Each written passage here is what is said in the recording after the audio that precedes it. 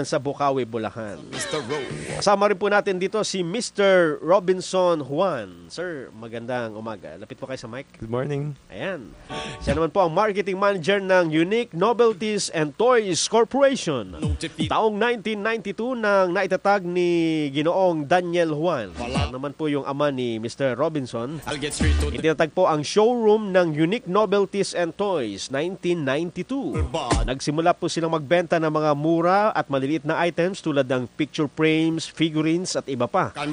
Dahil po sa pabago-bagong demands ng mga consumer dahil sa mga holiday at events, naisip nila na sabayan ang bawat season ng taon. Nagsimula silang magbenta ng mga Halloween party needs kapag sasapit ang Nobyembre. At kapag lumalapit naman ang Kapaskuhan, nag-i-import at nagbebenta sila ng mga Christmas decorations at novelty items. Sa ngayon, ang kanilang 800 square meter na showroom sa Quezon City ay naglalaman ng humigit kumulang 30,000 items tulad ng Christmas tree, dekorasyon, angel figurines at laruan. Bukod pa dito ang mga non-seasonal items tulad ng furniture, sombrero, scrapbook, orasan at iba pang souvenir. Paras po mga kapamilya, alas 8:22 na pala na umaga.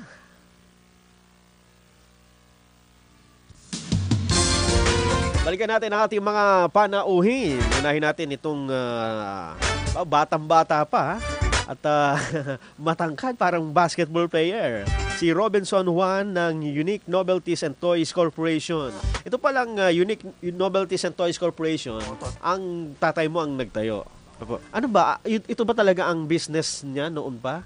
Opo. Nagsimula kami noong 1992. Mhm. Tapos, dati konti lang yung mga product lines na hawak namin.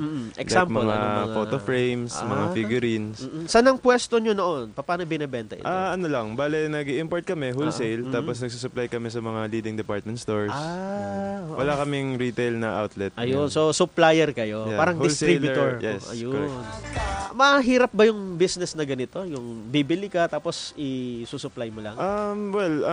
Sa pagkaalam ko, mahirap siya. In the sense na hindi naman lahat ng iparating namin na ubos. Oo, so, yun yung pinakamalaking problema. Yung nasa stock up yung mga inventory, hindi na-dispose lahat. Although, in general, okay naman. Parang chamba-chamba rin sa mga items na napipili sa abroad, sa China.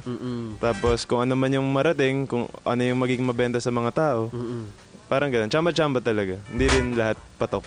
Ayun. So, ibig sabihin, parang trial and error. Import Yes. ka ng mga ganitong item, tapos makita, nako, ba't ba yun ang na-import ko? Ayaw pala ng mga Pilipino ng gano'n.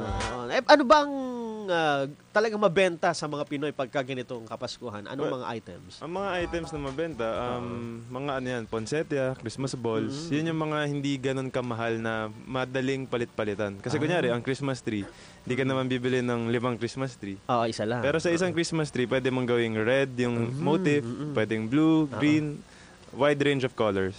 Ano yung binili nyo dati na madaming stocks, pero nakita nyo, hindi naman pala gusto ng mga Pilipino? Siguro yung mga may mga certain designs. So, hindi naman, in general, kunyari, mga ornaments, maraming klase yan eh. So, hindi lahat ng tao, kunyari, gusto lahat red. So, mauubos yung red. Tapos yung ibang colors na hindi ganun ka, yun yung nasa stock. So, nasa kulay, nasa style, depende talaga. Mula doon sa mahabang panahon na yun, nakikita nyo kung ano yung mabenta. So, doon kayo nagpo-focus sa mga items at na yun. sa kung ano man yung mga bago rin na nakikita namin sa abroad, yun yung pinaparating namin. Para laging may bago, yung may mga choice yung mga end consumers, users.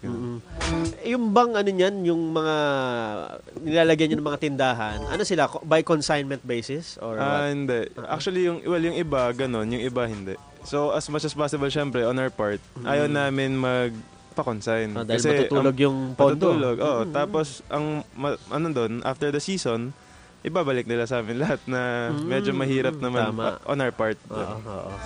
Bakit ikaw ang napagmanahan ng business ng tatay mo? Mula ba nung bata pa, kasama ka ng business? Hindi. Magkakasama pa rin naman kami ngayon. Ako lang yung marketing manager, so ako yung... So, this is a family business pa rin? Yes, family business. At anong comparison mo? Last year at ngayong taon nito, anong mas maganda ba ngayon o mas maganda last year? Anong mga nakaraan pa? Mahina ba ang business ngayon? So ngayon, Well, honestly, yung dati, syempre, mas okay. Kasi Mas okay. isa kami sa mga pioneer na nag-import. Oo. So, malaking factor na una ka. Oo. Pero ngayon, syempre, marami nang nag-import. Hindi na ganun kahirap mag-import. Marami na In pala short. ngayon. Oo. Marami na So rin yung competition, dumami. Dumami. Plus, nagkaroon ng mga problema. May mga baha. Yun, yung baha, yung malaking baha, yun yung naging problema rin. Syempre, priority ng tao yung mga basic eh.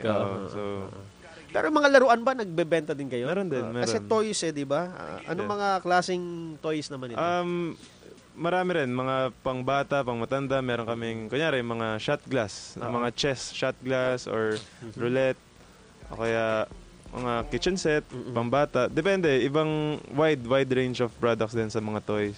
Ayun. Hanggang ngayon, doon sa mga gustong mag-distribute o makipag business sa inyo po, pwede open pa rin kayo? Open na open. Paano gagawin nila? Well, kunyari, like sa mga kabataan ngayon na mahilig mag-bazaar, meron din kaming website. Bale, pag pumunta sila doon, makikita nila yung mga showcase of our products.